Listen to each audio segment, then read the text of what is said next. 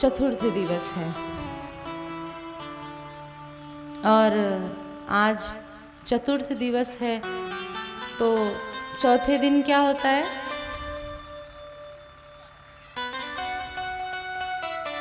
भाई देखो, कहने की जरूरत नहीं, देख करके ही पता चल जाता है कि चौथे दिन क्या है।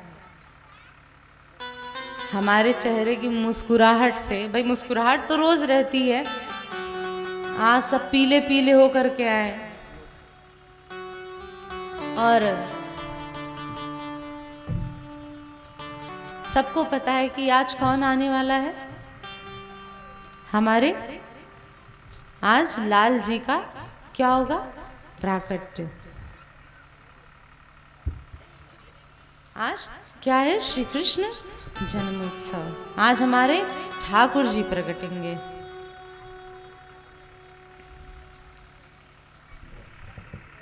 तो भाई सब लोग एकाग्रचित्त होकर के अब जो आ रहा है एकदम शांति से, मतलब ऐसे आवे कि जो बैठा है उसको डिस्टर्ब ना हो। इतने चुपके से बैठे हुए पीछे आगे वाले पीछे वाले को खबर भी ना पड़े, क्योंकि जब आप लोग एकाग्रचित्त होकर के बैठोगे ना तभी मेरे मुंह से कथा निकलेगी, नहीं तो जो दिमाग में आ भी जाएगा वो भी निकल जाएगा, क्योंकि आप सबकी एकाग्रता ही मायने रखती है। मैंने कहा ना, आपके मुख की आकृति, आप जैसा कर रहे हो वैसा ही मेरे मुंह से कथा निकलेगी। अगर आप कथा में मन सुनने में नहीं लगाओगे तो मेरा कहने में भी नहीं लगेगा, क्योंकि भाई ताली तो दोनों हाथ से बजती है ना। तो आप लोग एकाग्रचित्त होकर के श्रवण करो तो मैं भी एकाग्रचित्त होकर के खूब छक करके सुनाऊंगी। तो आज चतुर्थ दिवस है और हमारे ठाकुर जी का जन्मोत्सव है। मैं आज जब अभी कुछ देर पहले तो एक बच्ची ने मुझसे पूछा कि दीदी ये भागवत की कथा में ये जो कृष्ण जन्मोत्सव है वो हमेशा चौथे दिन क्यों होता है? भागवत की कथा है तो कृष्ण जन्म तो पहले दिन ही होना चाहिए। भाई जब कृष्ण की कथा हो रही है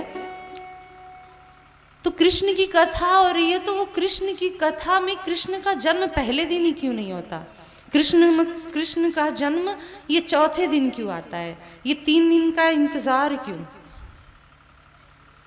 ये 3 दिन का इंतजार क्यों? उस बच्चे ने मुझसे पूछा तो मैंने उस टाइम तो उत्तर नहीं दिया। मैंने कहा चलना कथा में, मैं वहीं पे बताऊंगी।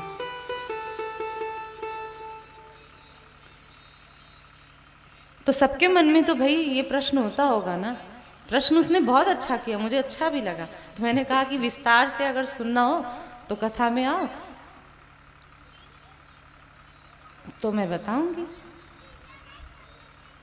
क्योंकि भाई देखो, कभी कभी लोग ऐसा प्रश्न पूछने आ जाते हैं कि जिसका कोई मतलब, भाई देखो प्रश्न ऐसा होना चाहिए, प्रश्न ऐसा करो कि पूछने वालों मतलब जो उत्तर दे रहा है उसका तो कल्याण हो ही, आप पूछ रहे हो आपका भी कल्याण हो और जो सुन रहा है उसका भी कल्याण हो। प्रश्न ऐसा होना चाहिए, पूछने वाले का भी कल्याण हो, बताने वाले का भी, और जो सुन रहे हैं उनका भी कल्याण हो, सबका फायदा हो। नहीं तो बहुत लोग ऐसे पूछने आ जाते हैं, हाँ सुदामा जी के दादा का क्या नाम था, उनके फला उनके दादा के दादा का क्या नाम है? भाई उनका आधार कार्ड आपको बनवाना है? कभी कोई परखने आ जाता है कि हाँ व्यास जी को देखे कितना पता है। तो भाई लेकिन ऐसा नहीं, प्रश्न ऐसे ऐसे हो जिससे कुछ ना कुछ हमें सीखने को मिले। तो प्रश्न बहुत अच्छा किया था कि चौथे दिन ही कृष्ण जन्म क्यों होता है? तो चौथे दिन कृष्ण जन्म क्यों होता है? तो संत जन कहते हैं कि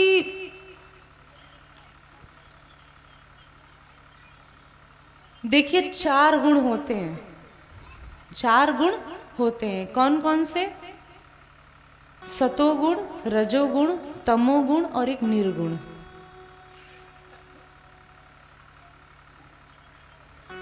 जब तक हमारे भीतर तमोगुण, रजोगुण, सतोगुण है, तब तक हमारे हृदय में कृष्ण का जन्म नहीं होगा। कृष्ण का जन्म कब होगा? कृष्ण का प्राकट्य तब होता है जब हम निर्गुण बनते हैं। निर्गुण मतलब निष्काम, निष्काम बन जाते हैं, जब कोई इच्छा नहीं रहती, जब हम देहाभिमान शून्य हो जाते हैं।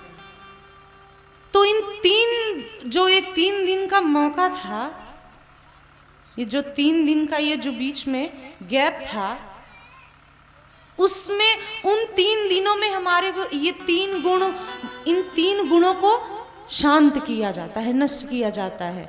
और चौथे दिन जब हमारे भीतर निर्गुणता आती है, तब कृष्ण जन्म होता है। पहला तमोगुण। जब तक तमोगुण किसे कहते हैं? भोग विलास। हम कथा में, पहले दिन की कथा में तमोगुण नष्ट होता है। हमारे भीतर जो काम, क्रोध, लोभ, ये सब जो भरे पड़े हुए, उसको शांत करता है पहले दिन की कथा। और दूसरे दिन की कथा में हमारा राजसी गुण शांत होता है। राजसी यानी भोग विलास की इच्छा।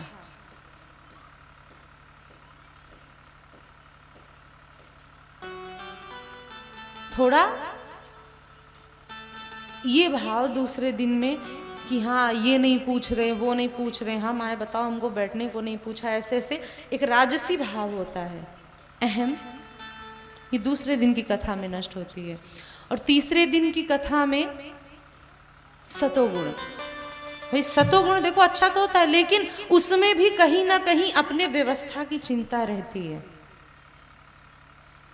कि हमारे पैरों में दर्द हो रहा है, इतनी देर से कथा हो रही है, घुटने में दर्द हो रहा है, कमर में दर्द हो रहा है, ऐसा वैसा, मतलब बहुत सारे झंझट कि अभी भोजन बनाना है, घर चल के ये करना है, वो करना है, ऐसा करना है। 3 दिन की कथा में, तीसरे दिन की कथा में ये सतोगुण शांत होता है। शांत होता है, लेकिन अगर हो जाए तो ना, क्या वो हमारे भीतर शांत हुआ है? हमें तो अभी चिंता लगी रहती है कि अभी चल के ये करना है, ऐसा करना है। देखो होना चाहिए, लेकिन फिर भी चौथे दिन की कथा में निर्गुण भाव जब आता है, क्या निर्गुण मतलब बहुत सारी जिम्मेदारी है, अभी काम बहुत सारे पड़े, लेकिन कथा में बैठे हैं पर जाने की इच्छा नहीं कर रही। इतनी सारी विपदाएं हैं हमारे जीवन में, इतनी सारी इस टाइम पे उलझने हैं, इतनी सारी चिंता भरी पड़ी हुई है, लेकिन हम कुछ जब तक कथा में बैठे हैं, भले उसी समय ही सही, उतने समय के लिए हम उसको थोड़ा दूर रखते हैं। मतलब सारी चिंताओं को हम उस समय एक कोने रखते हैं, नहीं अभी कथा हो रही है, भाई जो होना है वो तो होगा ही, हम हाथ पैर मार करके कर भी क्या सकते हैं अपने से उस समय। मतलब वो अपने आप को थोड़ा अलग कि नहीं, इस समय कथा सुनने को मिला है तो केवल कथा ही, अब जो होगा तो वो तो होगा ही। तो निर्गुण भाव मतलब देहाभिमान शून्य। चौथे दिन पे देहाभिमान शून्य मतलब अपने देह का अभिमान भूल जाना।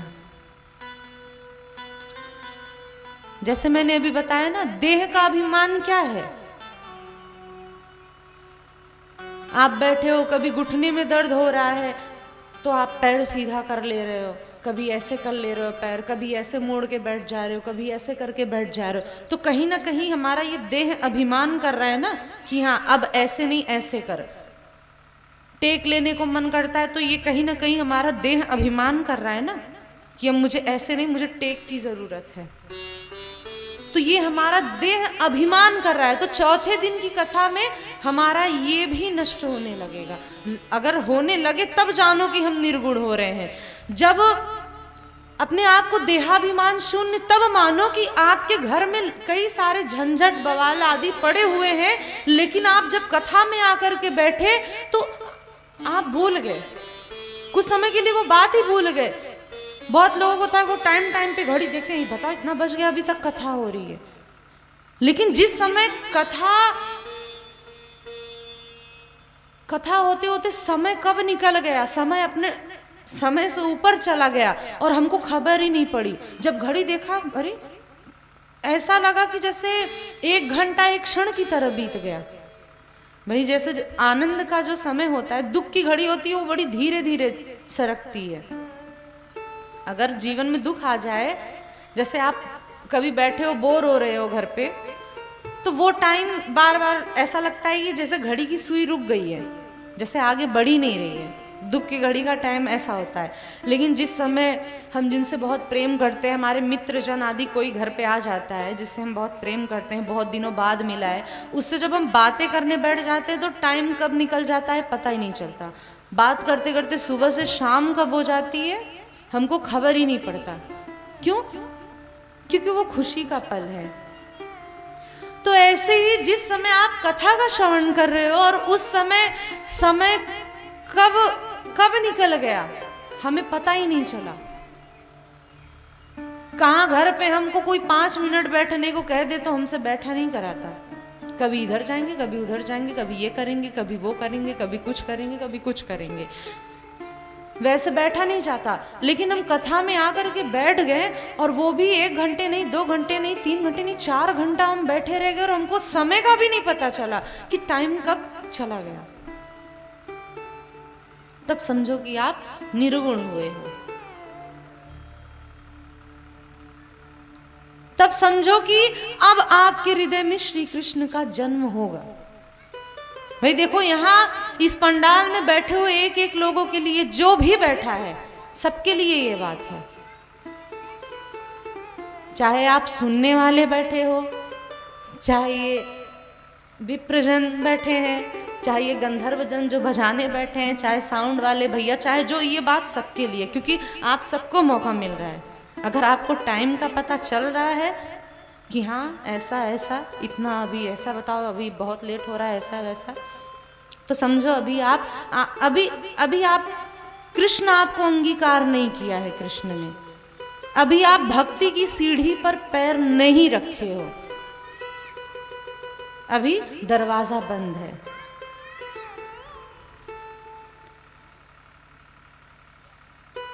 भाई अगर आपको अवसर मिला है, भले किसी बहाने ही सही। हम तो कई जगह हमने मतलब जब कथा करने जाते हैं तो वहाँ के कई सारे श्रोता हैं, बड़े प्रेमी जन, तो वहाँ के कई लोग, जैसे भैया लोग, कई लोग हैं, वो लोग कहते हैं कि कथा सुनने में इतना आनंद आता है, मन तो करता है हम एक काम करते हैं, हम कुछ बजाना सीख लेते हैं, हम कुछ बजाना सीख लेते हैं। कोई कहते हैं मैं आर्गन सीख लूँगा, कोई कहता है मैं तबला सीख लूँगा। मैंने कहा क्यों? बोले अरे ये सब तो सीखना एक बहाना है, ये सब सीखना मेरा तो एक बहाना है, भला इस बहाने मुझे कथा तो सुनने को मौका मिलेगा। भाई भले हम बजाएंगे लेकिन उसी बहाने हमको कथा तो सुनने को मौका मिलेगा। तब ये सुन के बड़ी खुशी होती है कि चलो इतना भाव है। और कभी कभी बहुत लोग मौका पा करके भी खो देना चाहते हैं। भाई हाथ में लड्डू आ रहा है लेकिन हम जबरदस्ती कांटा पकड़ना चाहते हैं। भाई मीठा मिल रहा है, लूट सको तो लूट लो भाई, बस कोई जैसे ये ज्ञान भी हमको सत्संग ही कराएगी, क्योंकि बच्चे को नहीं पता कि उसके लिए बच्चे के समक्ष अगर आप अंगारा रखोगे, आग रखोगे तो वो उसकी ओर भी भागेगा, मिठाई रखोगे तो उसकी ओर भी भागेगा। लेकिन हमें सत्संग करके हमें समझदार बनना है, हमारे लिए क्या उपयोगी है और क्या नहीं। माँ को पता है कि बच्चे के लिए पेप्सी, थम्स अप ये सब ज्यादा लाभकारी है कि दूध, घी, दही ये सब ज्यादा लाभकारी है। तो भाई हमें निर्गुण होना होगा, देहाभिमान शून्य। क्योंकि जब तक आप निर्गुण नहीं होगे ना, जब तक आप निर्गुण नहीं होगे ना, तब तक अब जो देखो, अब जो आगे कल से जो कथा आएगी, अभी तो जो आज तक कथा चलेगी और कथा के विश्राम में कृष्ण जन्मोत्सव होगा, लेकिन अभी तक तो 4 दिनों तक तो लगभग ज्ञान की बातें अभी प्रधान थी। लेकिन कल से जो कथा आएगी, कल की कथा से क्या होगा? कल की कथा से ज्ञान गौड़ हो जाएगा और प्रेम प्रधान हो जाएगा। कल की कथा में ना ज्ञान की बातें नहीं, प्रेम की बातें प्रधान रहेंगी, प्रेम की बातें ज्यादा आएंगी। और बिना निर्गुण भय यदि आपको उन प्रेम की चर्चाओं को जब सुनाया जाएगा ना, तो कल की कथा अगर यदि आप निर्गुण भाव के हो गए हो, तो आपको एक साधारण स्त्री पुरुष का मिलन नहीं, आपको आत्मा और परमात्मा का मिलन दिखाई देगा। तो भाई मैंने कल भी कहा था, ये प्रेम नगर की डगर है कठिन रे, बटोही ना करना बसेरा, पग बढ़ा हो ना जाए अंधेरा। ये जो प्रेम की नगर है ना, बड़ी सकरी है और बड़ी कठिन है, बड़ी कठिन है। इसमें ऐसे ही प्रवेश नहीं मिलता।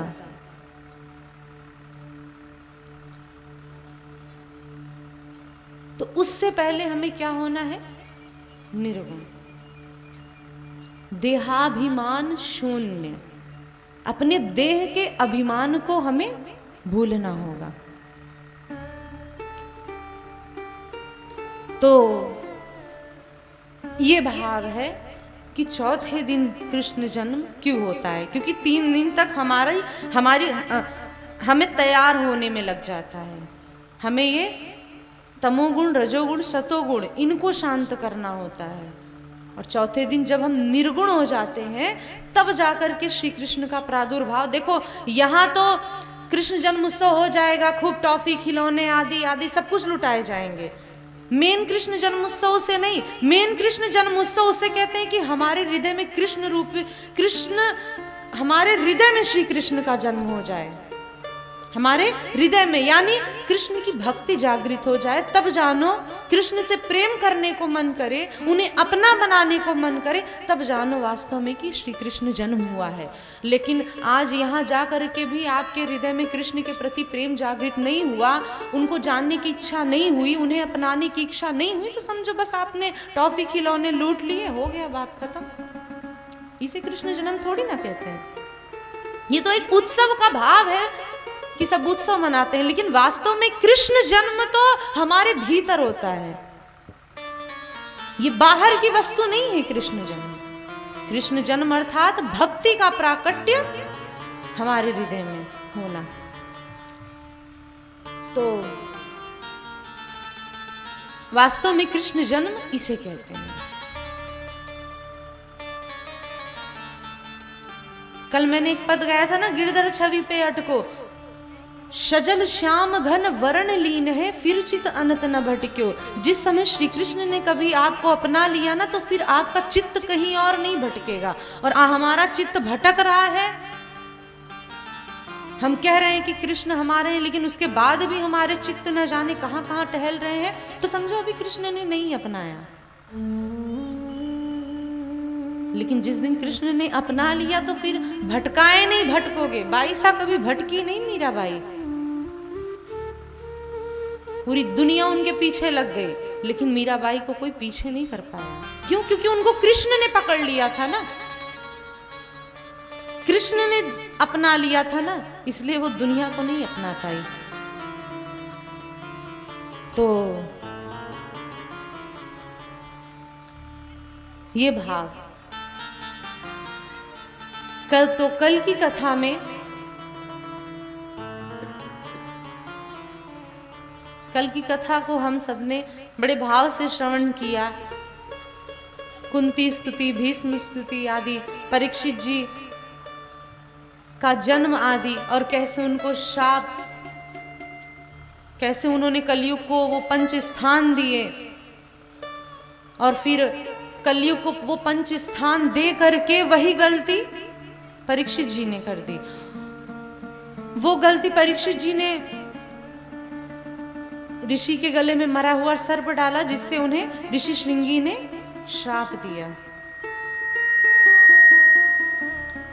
ऋषि श्रृंगी ने क्या श्राप दिया?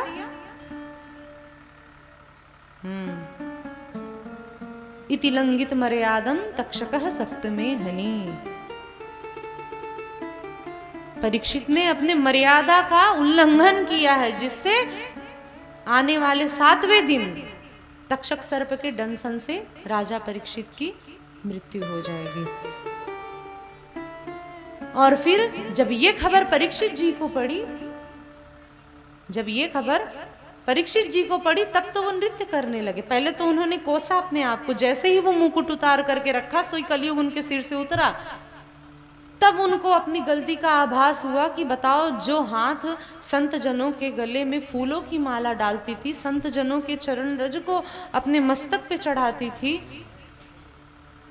उन हाथों से इतनी बड़ी गलती हो गई कि एक ऋषि के गले में मरा हुआ सर्प डाल दिया। अरे ये क्रिया करने से पहले मैं जल करके भस्म क्यों नहीं हो गया? मेरे हाथ कट क्यों नहीं गए? अपने आप को कोसने लगे राजा परीक्षित। उसी समय ऋषि शमीक ने गौरमुख शिष्य को भेजा। उनके शिष्य ने बताया कि तुमने ऐसी ऐसी गलती की थी, इसलिए ऋषि श्रृंगी ने तुमको श्राप दिया है। तुम्हारे पास केवल 7 दिन बचे हुए हैं। तुम्हें अपनी मुक्ति का उपाय ढूंढना हो तुम ढूंढ लो, जो करना है तुम्हें 7 दिन के भीतर। मैंने तो तुमको खबर दे दिया। कहते हैं ये बात सुनते ही राजा परीक्षित नृत्य करने लगे। क्यों?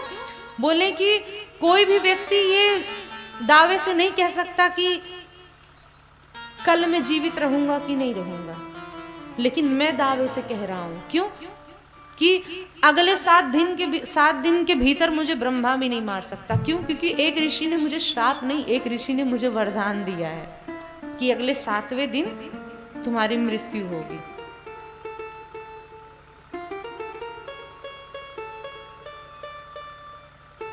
तो भाई क्रोधापि देवेन वरेण तुल्यम। एक वैष्णव जो है वो हर जगह अच्छा ही सोचता है।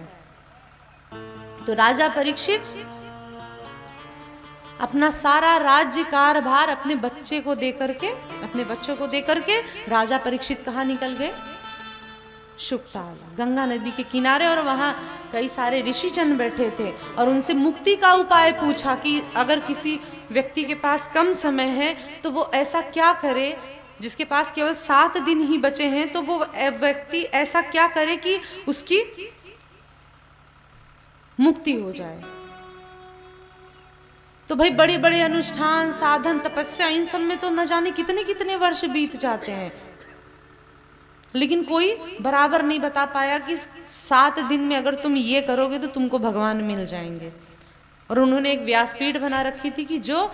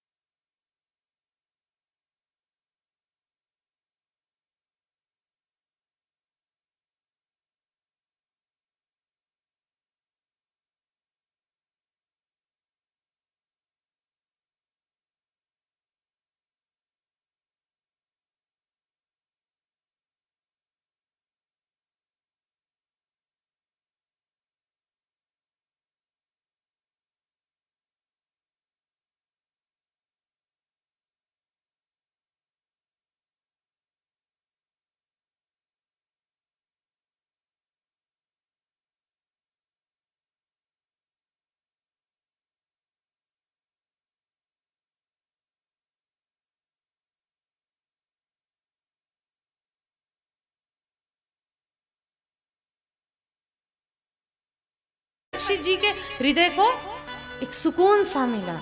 उनको लग गया उनका दर्शन करके ही कि अब यही मेरे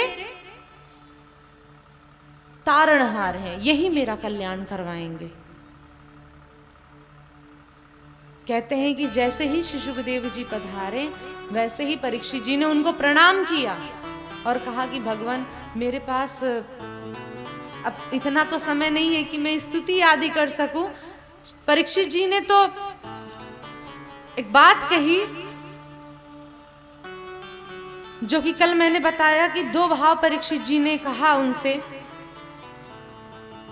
कि ये शाम संस्मरणात् पुंसाम सद्यः शुद्ध्यन्ति वैग्रहा किं पुनर्दर्शन स्पर्श पाद शौचाशनादिभिः।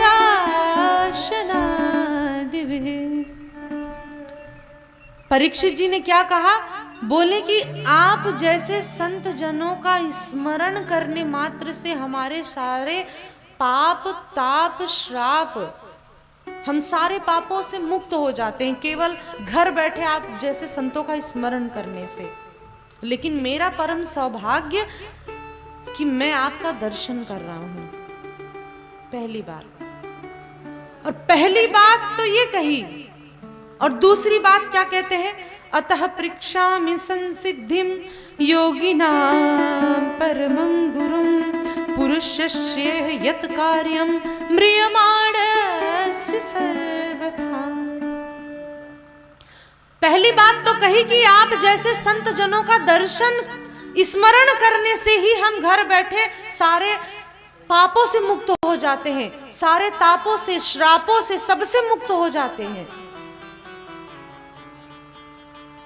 लेकिन दूसरी बात में ही यही पूछते हैं सुखदेव जी से, कहते हैं कि किसी व्यक्ति के पास कम समय है, उसकी मुक्ति का उपाय बताइए। जिसके पास कम समय है और एक प्रकार से अपने लिए ये कहा कि मेरे पास बहुत कम समय है, मेरी मुक्ति का उपाय बताओ। जैसे ही ये प्रश्न सुखदेव जी ने सुना तो सुखदेव जी ने सीधा उत्तर नहीं दिया। सुखदेव जी ने कहा कि पहले अपना प्रश्न ठीक करो। क्या? बोले परीक्षित, पहले तो श्री सुखदेव जी ने कहा कि मुझे तो नहीं लग रहा कि ये प्रश्न तुम खुद के लिए कर रहे हो। कि वरीयानिशते प्रश्नः कृतो लोकहितं नृपा आत्मवित् सम्मत पुंसां श्रोतव्यादिषु यत्परम्। बोले कि परीक्षित, ये जो अभी तुमने दो तरह की बातें की ना, ये दो तरह के जो प्रश्न किए, मेरे हिसाब से तुमने ये प्रश्न खुद के लिए नहीं किया। क्या प्रश्न किया? बोले कि परीक्षित, तुमको पता है जब कि संत के दर्शन से सारे पाप ताप श्राप से हम मुक्त हो जाते हैं, हमारे सारे बंधन कट जाते हैं, हम मुक्त हो जाते हैं। जब ये बात तुम जानते हो तो तुमने दूसरी बात में ये क्यों कहा कि जिसके पास कम समय है, जिसको मुक्ति चाहिए, उसके लिए क्या उपाय है? उसके लिए क्या उपाय है? जब तुमको पता है कि तुमने तो मेरा दर्शन कर लिया है, मुझे पता है कि तुम्हारे पास कम समय बचा हुआ है, और तुमको भी पता है कि एक संत के दर्शन से सारे पाप ताप श्राप मिट जाते हैं, तो तुमने ये दोबारा प्रश्न क्यों किए कि मुक्ति कैसे हो? तुमको तो पता ही है कि तुम्हारी तो मुक्ति हो जानी है क्योंकि तुमने दर्शन कर लिया। तो मेरे हिसाब से ये प्रश्न तुमने खुद के लिए नहीं किया है, ये प्रश्न तुमने उन लोगों के लिए किया है जो तुम्हारी अवस्था में, यानी जिनके पास कम समय बचा हुआ है, उनके लिए किया। मतलब तुम्हारे पास कम समय है, तुम राजा हो, तुम्हारे लिए व्यवस्था बन गई, इतने ऋषि जन संत जनों का तुम्हें दर्शन हो रहा है, तुम्हें इतने ऋषि जन संत जनों का दर्शन हो रहा है, लेकिन जिन लोगों को क्या पता, तुम्हें तो व्यवस्था मिल गई और जरूरी थोड़ी ना है कि सबको मिले, जिसको जल्दी मरना हो उसे अचानक ढेर सारे संत जनों का दर्शन हो जाए, ऐसा हो सकता है? जरूरी थोड़ी ना है। तुम तो राजा हो, तुम्हारे लिए व्यवस्था बन गई, तो तुमने ये प्रश्न उन लोगों के लिए किया जिनको अगर संत दर्शन ना हो तो, जिन्हें संत जनों का दर्शन सुलभ ना हो, वो क्या करें? मेरे हिसाब से तुमने ये प्रश्न खुद के लिए नहीं पूछा, क्योंकि तुमको पता है कि संत जनों के दर्शन से मुक्ति मिलती है। तुमने तो ये प्रश्न मुझसे इसलिए पूछा कि मैं कुछ कहूं, मैं कुछ बोलूं।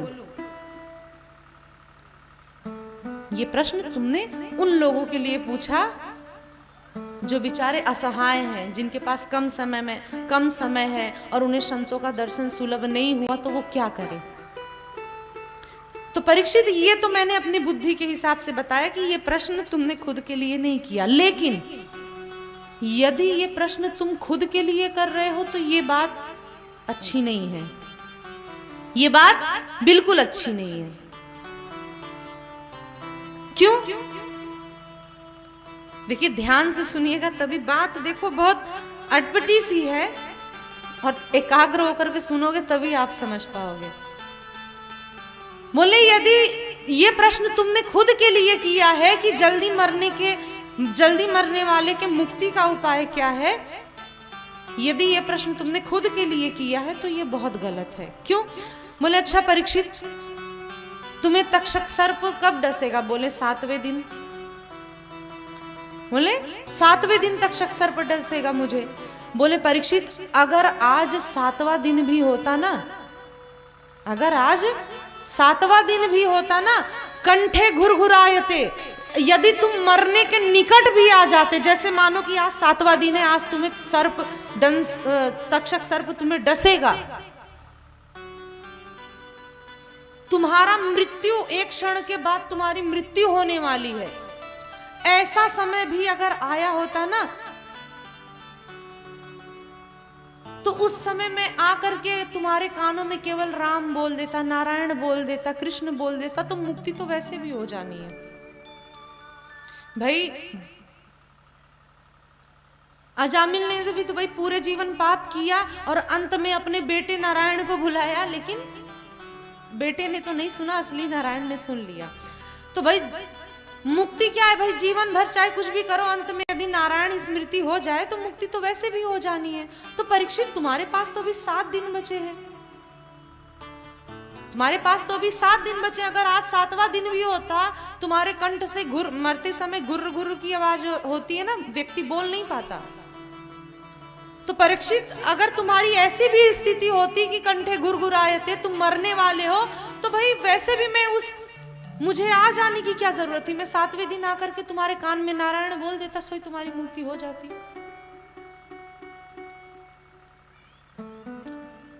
तुम्हारी मुक्ति तो वैसे भी हो जाती। और दूसरी बात,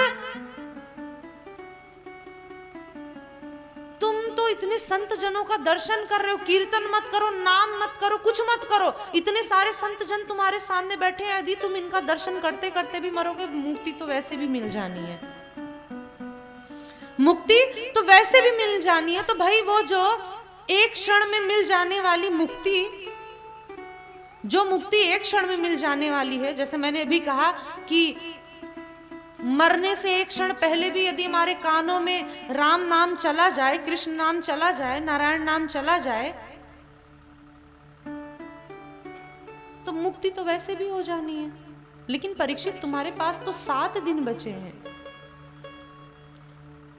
तुम्हारे पास तो 7 दिन बचे हैं। विधाता ने तो तुमको अभी 7 दिन मौका दिया है, तो तुम वो एक क्षण में मिलने वाली मुक्ति के लिए तुम 7 दिन गवा रहे हो।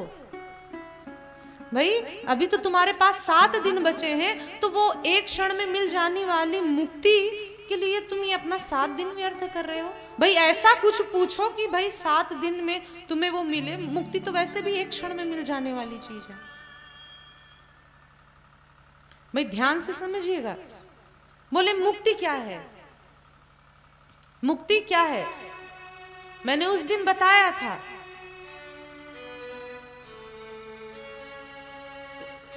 सुखदेव जी ने कहा कि परीक्षित, जो मुक्ति एक क्षण में मिल जाने वाली वस्तु है,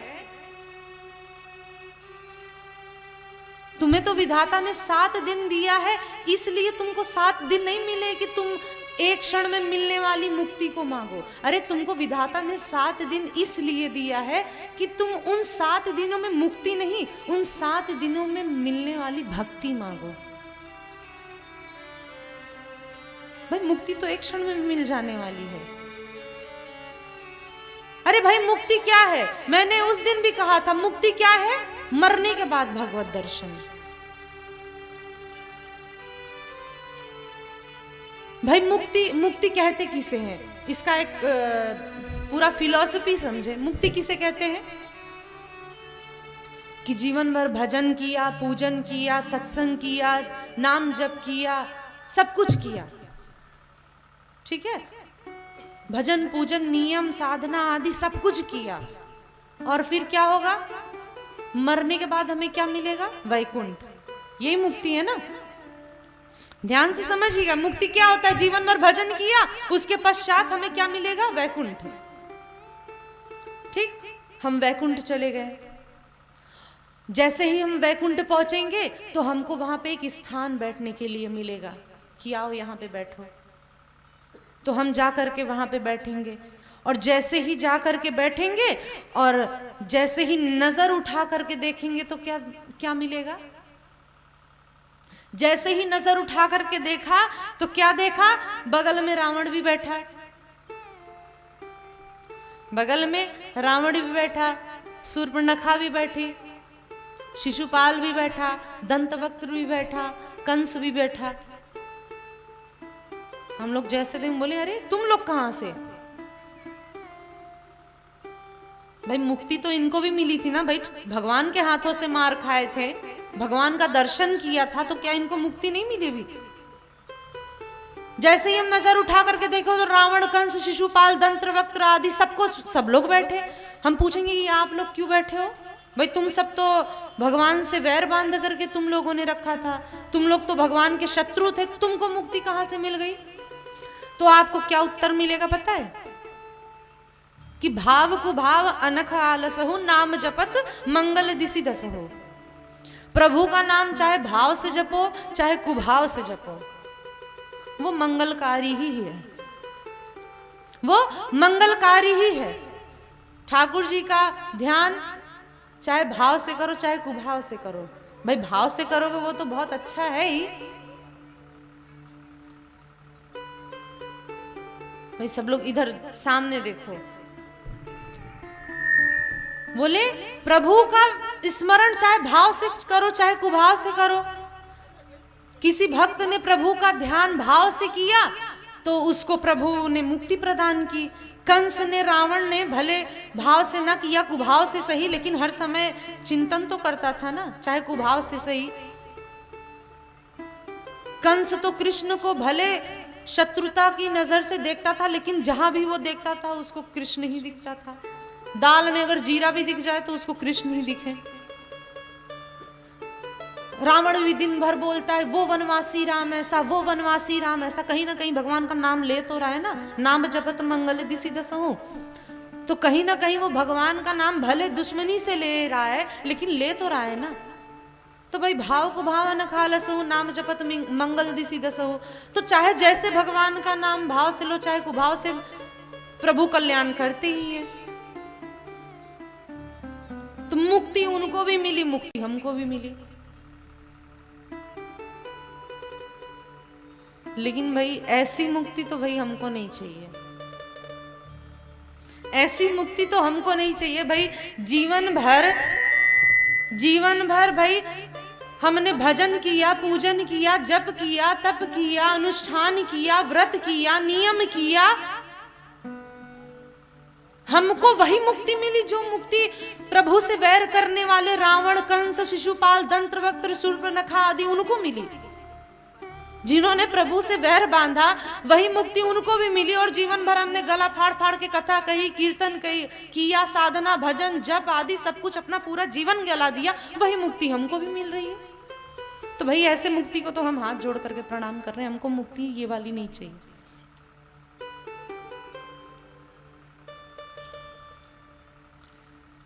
भाई क्या मतलब, वही मुक्ति उन्हीं को दुश्मनी करने से मिल रही है, हम अपना पूरा जीवन गला करके रख दिए, वही मुक्ति हमको भी मिले। तो भाई ऐसी मुक्ति नहीं चाहिए हमको। तो यही चीज सुखदेव जी परीक्षित से कह रहे हैं, तुमको वही वाली मुक्ति चाहिए? तुमको तो 7 दिन मिले, वही एक क्षण में मिलने वाली मुक्ति के लिए तुम परेशान हो। ब्रिजवासियों से जाकर के पूछ लिया जाए कि तुमको मुक्ति चाहिए। तो उस दिन मैंने बताया था ना, ब्रिजवासियों से पूछो, किसी भक्त जन, वास्तव में वैष्णव संत जन अगर मिल जाएंगे ना कोई भक्त, तो उनसे पूछोगे कि मुक्ति चाहिए? ब्रिजवासी तो हमारे बोले मुक्ति नौन सी खारी लागे, हमें मुक्ति मुक्ति कछु ना चाहिए। एक बार श्री कृष्ण, ध्यान से सुनिएगा, कथा तो कल ब्रिज की कथा में है ये, कहते हैं कि एक बार सारे अब ठाकुर जी इतने बड़े बड़े काम कर गए, गिरिराज उठाए, कालिया नाग पे नृत्य किया, न जाने पूतना, अघासुर, बकासुर, न जाने कितने दैत्यों को मारा। तो किसी ने कहा कि हमको तो लगता है कि ये जो नंद को लाला है ना, ये भगवान है, ये भगवान है। तो ठाकुर जी के जो सखा आदि थे, ठाकुर जी से आके बोले, कन्हैया हमने सुनी कि तू भगवान है। तो ठाकुर जी, वो तो मैं पहले से ही कहूं कि मैं जय जय हूं, मैं तो पहले से ही कहूं कि मैं भगवान हूं, तुम सबरे मानो ही ना, चल आजा मेरे चरण छू ले। बोले अच्छा चल, चरण वरण बाद में बोलियो, पहले बता तू भगवान है, हमने सुनी। अच्छा लाला, अगर तू भगवान है तो एक बात बता, हमने सुनी कि भगवान बैकुंठ में रहो करे। तो लाला अगर तू भगवान है ना, तो सच्ची में एक काम कर, अगर तू भगवान है ना, तो एक बार अपना बैकुंठ दिखा ला हम सबन ने, हमको एक बार अपना बैकुंठ दिखा दे। लाला दिखाए वो? ठाकुर जी बोले अच्छा बैकुंठ देखनो है? बोले हाँ बैकुंठ देखनो है। बोले लाला एक बार ले चल। कहते हैं ठाकुर जी बोले अच्छा ठीक है। तो ठाकुर जी ने अपने सखाओं से कहा कि इस सरोवर में चलो, तुम लोग डुबकी लगाओ, सो तुम बैकुंठ पहुंच जाओगे। बोले लाला मार वो चारो हमको। बोले ना मारने, तू डुबकी लगा तो सही। तो सबरे ग्वाल बाल वहां में डुबकी लगाए, जैसे ही डुबकी लगाए तो वो सीधा शरीर सहित वैकुंठ पहुंच गए, सारे ग्वाल बाल। जो ठाकुर जी, देखो ठाकुर जी ने इतने बड़े बड़े काम कर डाले, लेकिन कभी ब्रिजवासियों ने उनको भगवान नहीं माना। बोले ना भगवान भगवान तू होए को काई और के काजे, तू तो हमारो लाला है। यशोदा मैया ने कान खींचना नहीं छोड़ा। जैसे ही सारे ग्वाल बाल वैकुंठ पहुंच गए, मधुमंगल श्री दामा, तन सुखा, मन सुखा, धन सुखा, ये सब ठाकुर जी की मंडली है, सखा मंडली। जैसे ही वैकुंठ पहुंचे तो आंख खुले के खुले रह गए भाई, एक नई जगह। जैसे ही देखा, सब इधर उधर देख रहे हैं। अब देखा तो कन्हैया दिखे ही ना, कन्हैया दिख ही नहीं रहे कहीं पे। मधुमंगल श्री दामा से बोला अरे कन्हैया कहाँ चलोगो, दिखना रो, हम सबन ने ये बैकुंठ में लाकर ठाड़ो कर दियो, लेकिन खुद ना दिख रो, पतो ना कहाँ चलोगो हमको छोड़ के। बोले ढूंढ यही कहीं होएगो। एक सखा चिल्ला रहा है, अरे कन्हैया कहाँ चलोगे हो, हम सबन ने यहाँ पे अकेले छोड़ करके पतो ना कहाँ चलोगो। वही वैकुंठ में वो सखा आदि चिल्ला रहे हैं, कन्हैया कहाँ चलोगे।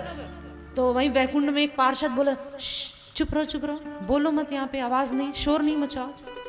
तो बोले कहाँ गए हो? बोले ये वैकुंठ है, यहाँ पे शोर मचाना मना है। बोले अच्छा। बोले ना हम वो अपने सखा कन्हैया। बोले चुप, धीरे धीरे से बोलो। बोले कौन कन्हैया? भले हमारो कन्हैया है ना जाने तू, अरे या वैकुंठ को राजा है हमारो कन्हैया, भगवान है भगवान।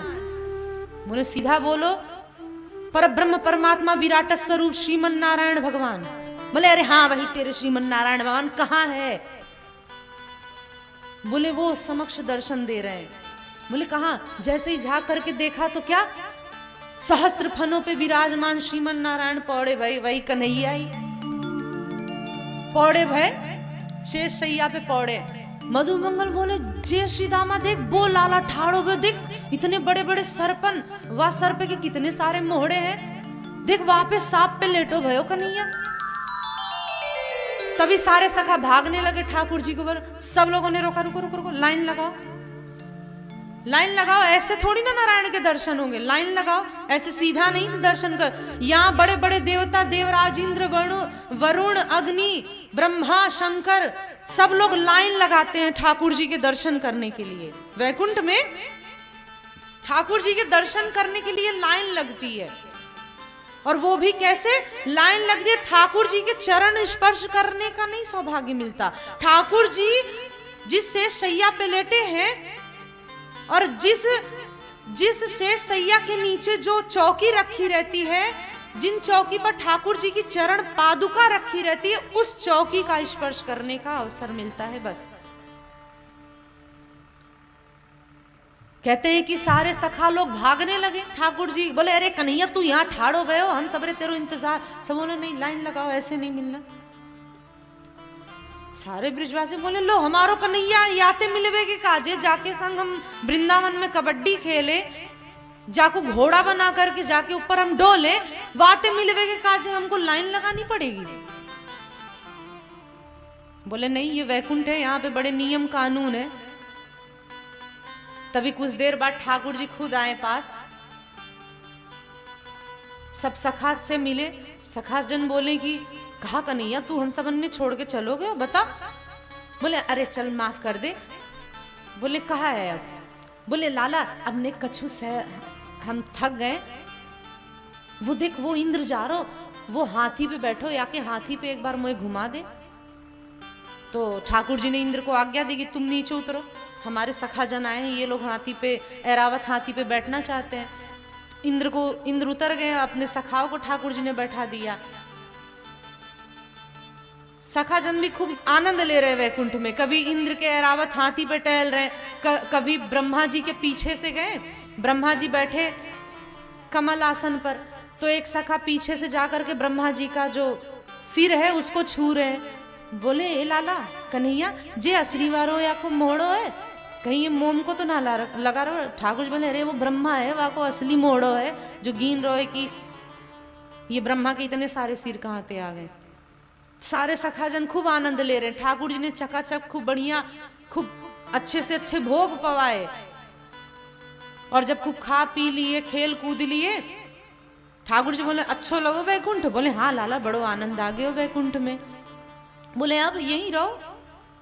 बोले ना लाला अब हमको हमारे वृंदावन छोड़ दो।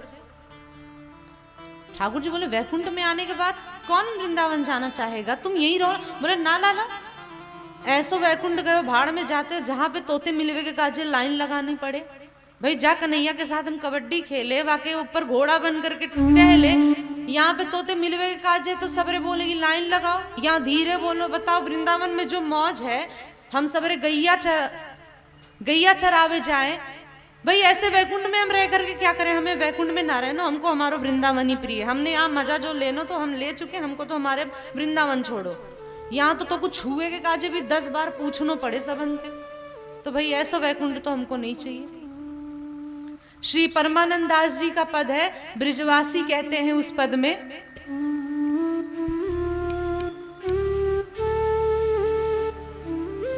ब्रिजवासी बड़ा प्यारा भाव है। श्री परमानंद दास, जैसे मैंने बताया ना, अष्ट सखा हैं श्रीनाथ जी के, उनमें से जैसे सूरदास जी, कल कृष्णदास जी कथा सुना, ऐसे एक परमानंद दास जी हैं, वो अपने पद में कहते हैं। ब्रिजवासी क्या कहते हैं वैकुंठ के लिए कि कहा करूं वैकुंठ ही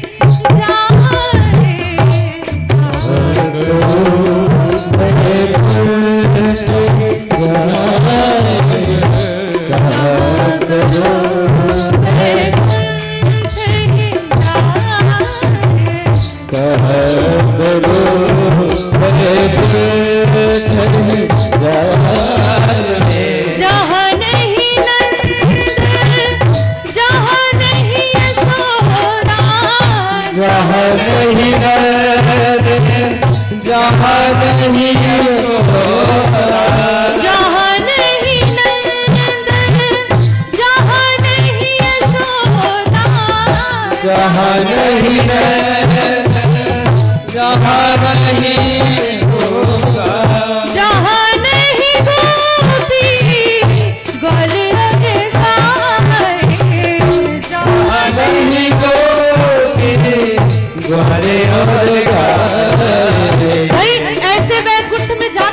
हम क्या करेंगे जहाँ यशोदा मैया जैसे प्रेम देने वाली मैया नहीं है?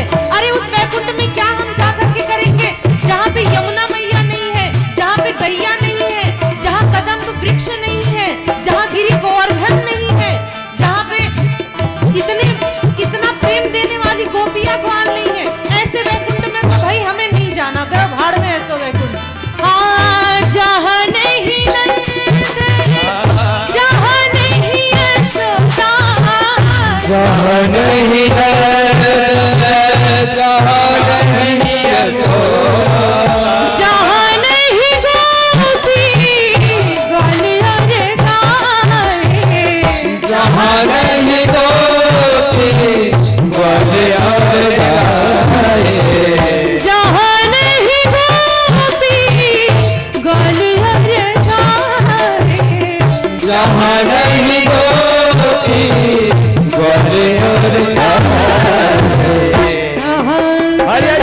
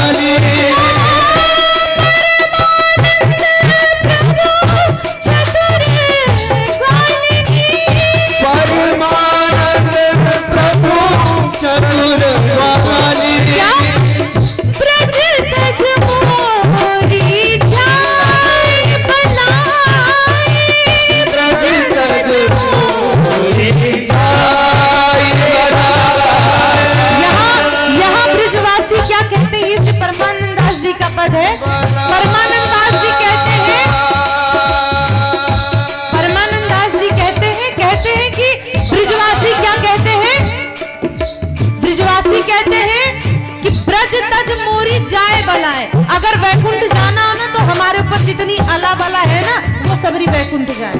ब्रज तज के अगर जाना है तो हमारी अला बला, हमारे दोष, ये विकार आदि जाना है वो सब जाए। ब्रज तज को, ब्रज को तो त्याग करके हम नहीं जाने वाले। कल हमने बताया ना पिता भीष्म ने जीवन भर बहुत कुछ किया, लेकिन अंत में क्या मांगा ठाकुर जी से? ललित गति विलास बल गुहास प्रणय निरीक्षण कर पितोरुमास कृत मनु कृत्य बच्चे उन्मदान धा प्रकृति मगन किल यत्स्य गोपबद्ध। उन्होंने क्या मांगा कि ठाकुर जी आपके वो आपका मैंने सारा स्वरूप देखा, द्वारकाधीश रूप में देखा, गीता सुनाते समय देखा, रथ चहाकते हुए देखा, अर्जुन से, युधिष्ठिर से, पांडवों से प्रेम करते हुए आपके उस स्वरूप को देखा, लेकिन मैंने आपके उस वृंदावन वाले स्वरूप को नहीं देखा। कौन सा? जो ललित गति विलास, जब आप तिरछी चितवन से ग्वाल वालों के गले में गलवैया डालते हुए वो यशोदा के नेक से लाला, आपके उस रूप का दर्शन हमने नहीं किया। तो आप हो सके तो वृंदावन का मुझे कुछ जानवर ही सही, मोर हूँ बनाओ तो बनाओ श्री वृंदावन को, जो नाच नाच कुहक कुहक आपको रिझाऊंगा। वानर हूँ बनाओ तो बनाओ श्री वृंदावन को, जो कूद कूद डालन पे भोर को जगाऊंगी। अरे ठाकुर जी, अगर मुझे अगला जन्म देना भी हो तो वृंदावन का कोई मोर ही बना दो भाई, जो मोर ही बनाओ तो बनाओ श्री वृंदावन को, जो नाच नाच कुहक कुहक आपको रिझाऊंगा। और बंदर हूँ बनाओ तो बनाओ श्री वृंदावन, अगर मुझे बंदर भी बनाना हो ना तो वृंदावन का ही बंदर बनाना। क्यों? क्योंकि जो कूद कूद डालन पे भोर को जगाऊंगा, मैं बंदर बनाना तो वृंदावन का ही बंदर बनाना। क्यों? ताकि वहां पे वृंदावन के बंदर बनेंगे तो वहां पे डालन पे कूदेंगे और कू कू करके आपको जगाएंगे। मत जो भी बनाओ। कल मैंने ये भी बताया, उद्धव जी ने जब विधाता से मांगा, उद्धव कौन? श्री कृष्ण के प्राण सखा, दैत सखा, उन्होंने विधाता से क्या मांगा? आशा महो चरण रेणुज सामहं श्याम वृंदावने किमपि गुल्मलताौषधीनां यादस्तजं सजन मार पथं च हित्वा भेजर मुकुंद पदविंशुत भीर में क्या। कहते हैं अरे विधाता, अगर तुझे मुझे अगला जन्म देना हो ना तो मुझे वृंदावन का एक छोटा सा पौधा बना दो, कोई वृक्ष, कोई एक लता, कोई गुल्म बना दो। तो विधाता ने पूछा कि छोटा पौधा क्यों बनना है? अरे कहो तो मैं तुमको एक विशाल वट का वृक्ष बना दूं, नीम का वृक्ष बना दूं, पीपल का वृक्ष बना दूं, तुम छोटा वृक्ष क्यों बनना चाहते हो? छोटा पौधा क्यों? बोले नहीं नहीं नहीं, मुझे छोटा ही पौधा बनाओ। क्यों? क्योंकि अगर मैं छोटा पौधा बनूंगा ना तो वहां से वृंदावन से जब भक्त जन, गोपी ग्वाल, वैष्णव जन, संत जन जब चल चल करके जाएंगे तो उनके चरण की रज, उनके चरणों की धूली से मैं पूरा ढका रहूंगा। इसलिए मैं छोटा पौधा बनना चाहता हूँ ताकि उनके चरण की रजों से मैं ढका रहूं। तो बड़े बड़े लोग, पितामह भीष्म, उद्धव आदि देवाधिदेव महादेव भी श्री हरि राम व्यास जी के पद में है, किशोरी तेरे चरणन की रज पाऊं, बैठी रहूं कुंजन के कोने श्याम राधिका गाऊं, जा रज शिव शनकादिक तरसत सो रज शीश चढ़ाऊं। जिस वृंदावन की रज के लिए बड़े बड़े ब्रह्मादि, सनकादि, रुद्र आदि तरसते हैं, उस वृंदावन की रज हमको प्राप्त हो। तो भैया वृंदावन जो है ना वो साधारण भूमि नहीं है, इसके लिए बड़े बड़े देवी देवता तरसते हैं, सब इसकी कामना करते हैं कि वृंदावन की एक रज हमारे मस्तक पर आ जाए। हम सब इतने परम सौभाग्यशाली कि हमको वृंदावन दर्शन करने का अवसर प्राप्त होता है। तो भाई ऐसे वृंदावन को कौन छोड़ना चाहेगा कि बड़े से बड़े विधाता जन कामना करते हैं कि वृंदावन की रज हमको मिल जाए।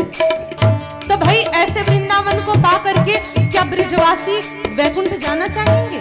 जिनके लिए देवता भी ललायित रहते हैं, ऋषि जन, सनकादि सब ललायित रहते हैं, तो ऐसे वृंदावन को पाने के बाद क्या कोई वैकुंठ की इच्छा रखेगा? तो परमानंद दास जी कहते हैं कि भाई ब्रजवासी कहते हैं ब्रज तज मोरी जाए बलाए। हाँ परमानंद प्रभु चतुर्काली, परमानंद प्रभु चतुर्काली,